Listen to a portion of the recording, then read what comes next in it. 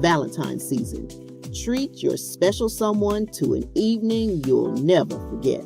New Bethel Christian Church invites you to You Light Up My Life, a romantic evening for couples featuring smooth jazz, a delicious dinner, entertainment, and a fun-filled night to remember. Join us Saturday, February 7th from 3 to 6 p.m. Arrive in your semi-formal or formal best, ready to be swept off your feet. Just $50 per couple gets you the full experience. Romance, great food, live entertainment, and an atmosphere you won't want to leave. Seating is limited, so don't wait. RSVP by February 4th by calling 919-274-8082 or 919-272-8822 and pay by check, Cash App, Zelle, or PayPal. You Light Up My Life. February 7th at New Bethel Christian Church, 4307 Old Pool Road, Raleigh, North Carolina.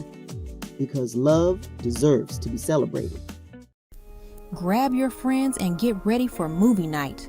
The Fellowship of Christian Athletes invites you to a special screening of Breakthrough, the powerful true story of faith, prayer, and the miracle that brought a son back to his mother. Join us Friday, February 20th at the Southeast Raleigh High School Auditorium.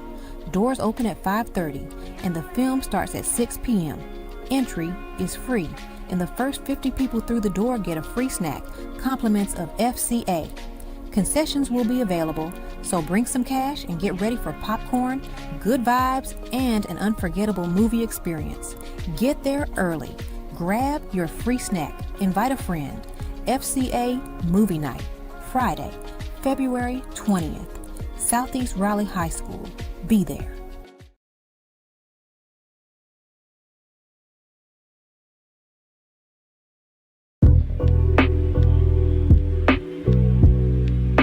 Welcome to another conversation of Heal Talk. I'm here with this phenomenal guest, Dr. Thomas Rashad Easley. He's a dear brother of mine, and in my humble opinion, the smartest man that I know.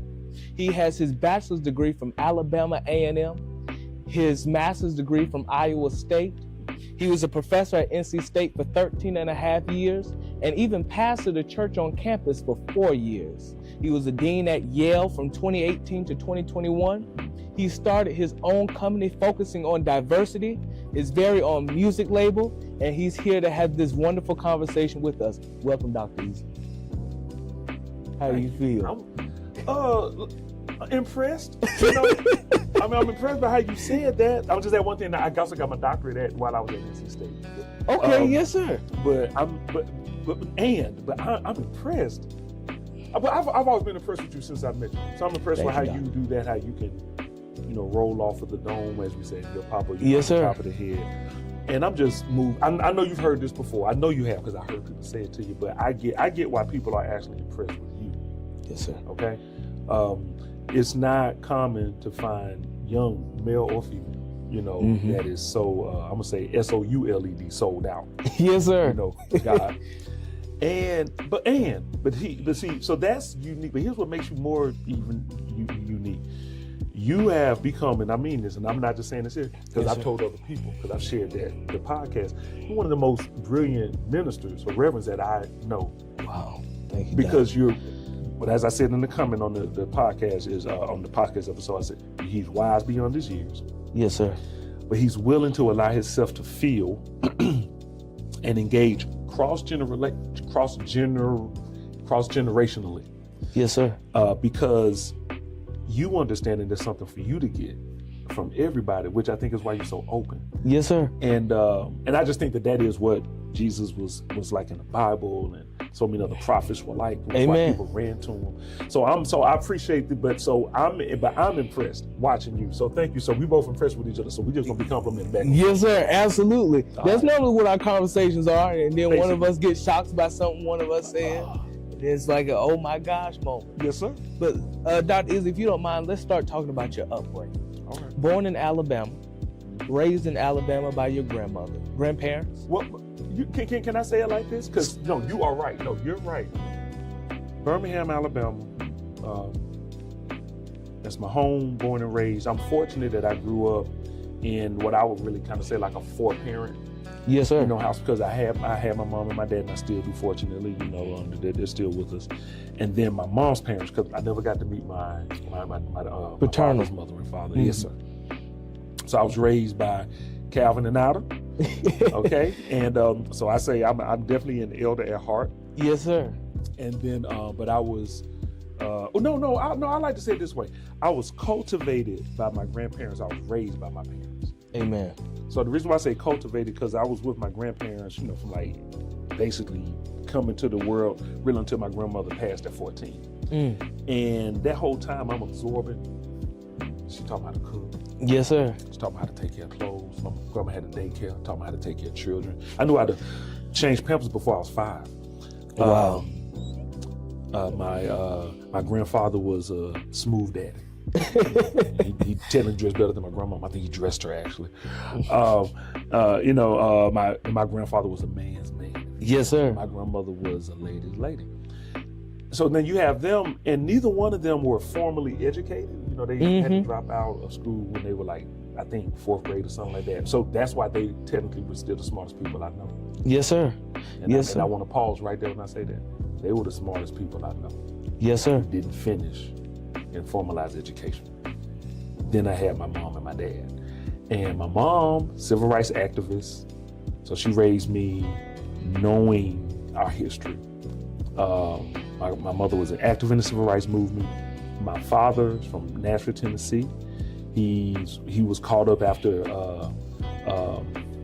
desegregation. They did a lot of experimentation on our community, especially if you were really smart, like take you from one place to another place. And they took my dad from Nashville to Ohio to the Ivy League in Massachusetts. You see my dad talk to him, you'll never know, because he's just so laid back. I'm more like my dad than I am my mom in many ways. And so coming up with grandparents who gardened, so I was outside, had to know how to cook food and grow food, and I still do now.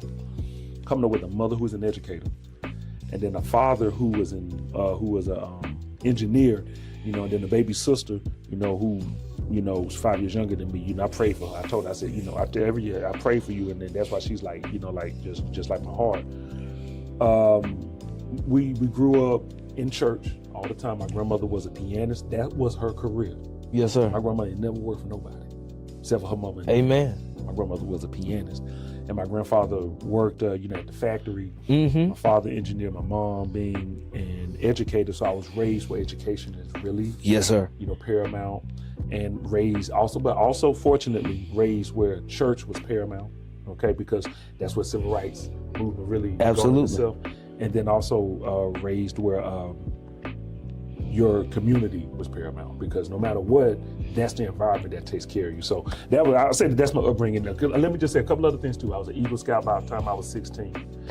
So I had to add that in there because my dad supported that. I started playing the trombone at 11.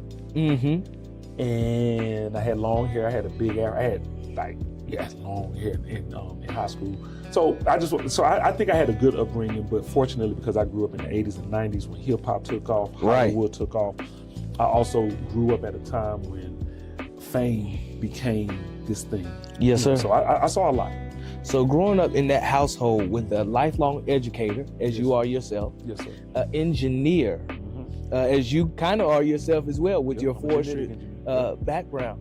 What was the type of pressure that you faced in that household, if any? Was there any pressure for higher education or what your career path would be? It was love. It was love. My dad said Eastleys don't make anything less than A's in math because my dad's a mathematician. Yes, sir. And my dad, if we hadn't had my father, I think we probably would have struggled academically. My sister and I have never struggled academically. And if we didn't have our mother too, because my mom knew the system, but my daddy had the knowledge. He had all of that. So the pressure was definitely there to perform well. Because mom didn't play. She was a disciplinarian. She still is, even though we're grown. She still is, you know what I'm saying? So the pressure was do good in school, because she also worked in school. My dad didn't play about math. And They didn't. I mean, they pushed us to do well. I don't think my sister. Well, I can't speak for her, but like I didn't know that I was going to college before I went to college. Yes, sir. So I won't say that there was that kind of a pressure, but there was a pressure to get a job. You know, learn how to take care of yourself, learn how to support the family, and of course another pressure: don't get into trouble. Yes, sir. Because my mom had a name, my dad has a name, but then my mom, being part of this technically famous civil rights family, and we'll talk about that a little bit more, I'm sure.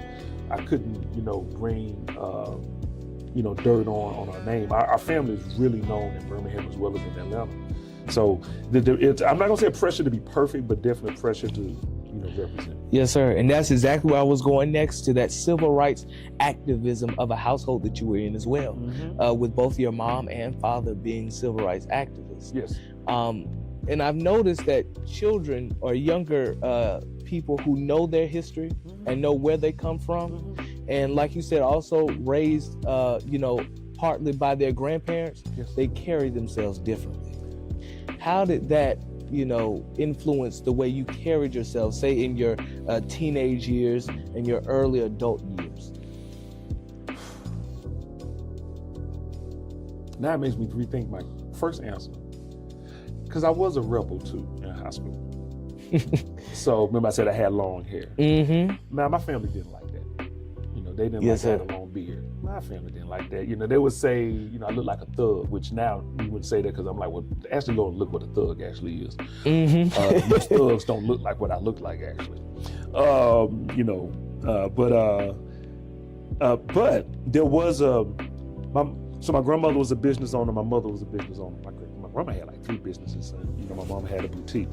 One way of dressing nice, because my mother had a boutique, we had to look nice. They made my sister do Jack and Jill, things like that. Yes, sir. So there was always a pressure, which is kind of the reason why I kind of have a little bit of a agitation with the bourgeois. I do. I respect the bourgeois because it's here. Black people get it together and let some of that mess go. Because I think some of that is not within our community. It's not with us. Right. And I think that's why a lot of times people resist it, because they're forced to do something that's not really who they are. Like putting on white dresses and tuxedos when our people, know how to actually, our ancestors knew how to live outdoors, but stuff like that wouldn't even matter. It wouldn't work. Yes, you know sir. what I'm saying? And so for me, tuxedos and those kind of things, dresses became primitive.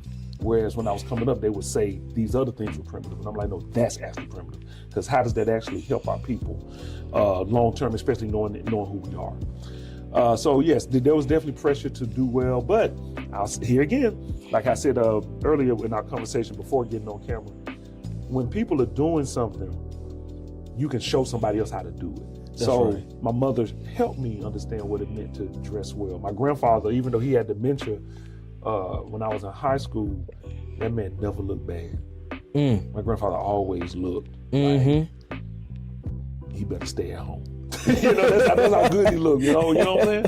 And I know that's what my mother gets, I think, her taste from. Yes, sir. From like her dad. Then, with our family being in the civil rights movement, there was an expectation that you're gonna love your people. Right. I'll give you one. My mom. I'll tell you I can do a quick story.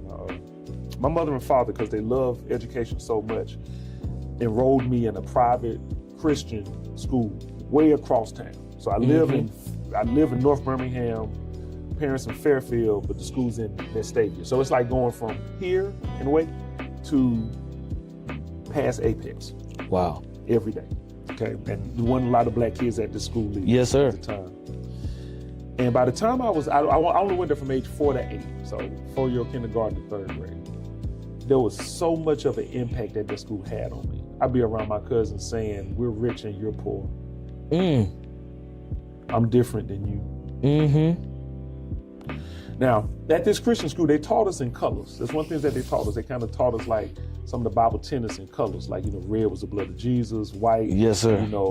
Pure as snow, streets of gold, green meadows, black was evil and Satan. Right. And so I know that impacted my psychology, okay, growing up. And And that changed when I got to high school, which is why I was more rebellious, because I kind of tied all of these things that I think that led to us not loving ourselves and knowing who we are. Technically, to some of it was to the church or to Christianity. So I rebelled a lot when I was in high school. And the people who respected the rebellion were the ones that, of course, I would listen to. And the people who didn't were the ones that I would resist. And so what would surprise me is the people who supported my rebellion. Like my Uncle Sonny, who was a civil rights activist, who was a minister with Dr. King. He supported it. My father supported it. My father, because they respected curiosity. Yes, that's sir. what my uncle said. He was like, you let him be curious now, he'll come back later. And that's what my dad said. My dad was like, I don't understand stuff now. And I'm all here. I am in my 30s. My son's at least going deeper and exploring it. You know, like, well, why don't I support it? So I also want to add that piece that my upbringing had a lot of rebellion, but it definitely had a lot of love and a lot of self-worth and self-knowledge. Yes, sir. And also, just growing up in Alabama itself, it's just rich in the South, rich in culture. Even your mom, you shared with me, was Ricky Smiley's teacher. Yes, sir. For a year. So just being rich in that Southern culture, that Southern hospitality, but also a place where racism has been loud for decades, even centuries. Have you dealt with any of that yourself? Oh, yeah. We dealt with that I dealt with that as a child, everything from being pulled over for nothing. We got I remember one time we were on the south side and we all got pulled out of my boy Leo's car, handcuffed and thrown on the ground. I sat on the ground. Thrown. Because they thought they smelled something in the car. There was nothing in the car. Then, we looked like robbers, so we looked like thieves. We just got down here. Like, what? So I definitely have dealt with that. I've dealt with, I remember even seeing my dad get pulled over one time. He wasn't doing anything wrong, but they were just messing with him, but he knew how to govern himself. Yes, sir. It worked out that time. Yes, sir. I definitely saw that growing up in Alabama because, I'm a Dungeon Family lover, so I quote Goody Mob. It's the dirty South, as we say. From VA or Maryland. Somebody even say Maryland, but from VA all the way down to Texas, including Florida. So, of course, here we call that the dirty South. Yes, sir. Because a lot of dirty stuff happened. If you look at indigenous, our indigenous brothers and sisters, treaties were broken with them. Yes, sir. They're supposed to be a sovereign nation. Right. I'm just saying we're supposed to respect their sovereignty. Yes, sir. Then you have us. You have our people too, which we're part of that community too. From pre, during, and then post the transatlantic slave trade. And states like, of course, North Carolina, which was very rich in that, one of the richest. Yes, sir. Some would actually say, if some of the history, South and North and Carolina is where really a lot of it started. But Alabama being a place where black people and indigenous folks and poor people were walked, there. My grandfather's family's from Florida. My grandmother, to my knowledge, is from Alabama. And we've always been surrounded by racism and making sure that we care what, white people or white folks think. Yes, sir. So it's funny to me when I was 26, right? But when I go places now, and I still have many friends and associates, who are of a different hue, obviously. And I'm glad that I'm friends with people who understand that sometimes we got to be mindful of that. Right. When we go places. Hanging out, yeah. Absolutely. And in particular, if it's a woman and a man, hey, we got to be mindful of that. Because yes, sir. Who just mad seeing me walking next to you. Yeah. They ain't doing nothing with you. You're absolutely right. So, yes, sir. I'll say this one last thing. It wasn't until the 90s, I'm trying to remember the year that it was legal for interracial dating. Because in the 80s, it was illegal.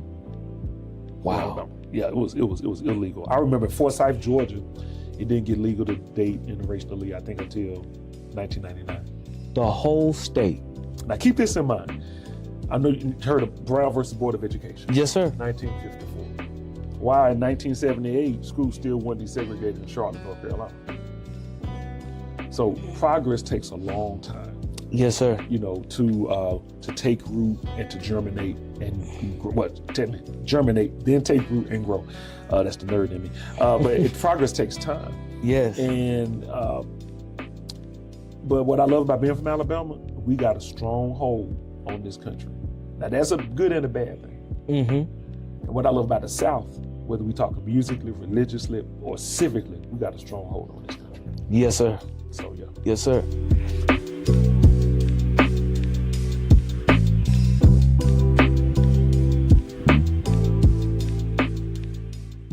This Valentine's season, treat your special someone to an evening you'll never forget. New Bethel Christian Church invites you to You Light Up My Life, a romantic evening for couples featuring smooth jazz, a delicious dinner, entertainment, and a fun-filled night to remember. Join us Saturday, February 7th from 3 to 6 p.m. Arrive in your semi-formal or formal best, ready to be swept off your feet. Just $50 per couple gets you the full experience. Romance, great food, live entertainment, and an atmosphere you won't want to leave. Seating is limited, so don't wait. RSVP by February 4th by calling 919-274-8082 or 919-272-8822 and pay by check, Cash App, Zelle, or PayPal. You Light Up My Life. February 7th at New Bethel Christian Church, 4307 Old Pool Road, Raleigh, North Carolina. Because love deserves to be celebrated. Grab your friends and get ready for movie night. The Fellowship of Christian Athletes invites you to a special screening of Breakthrough, the powerful true story of faith, prayer, and the miracle that brought a son back to his mother. Join us Friday, February 20th at the Southeast Raleigh High School Auditorium. Doors open at 5:30 and the film starts at 6 p.m. Entry is free, and the first 50 people through the door get a free snack, compliments of FCA. Concessions will be available, so bring some cash and get ready for popcorn, good vibes, and an unforgettable movie experience. Get there early. Grab your free snack. Invite a friend. FCA Movie Night, Friday, February 20th, Southeast Raleigh High School. Be there.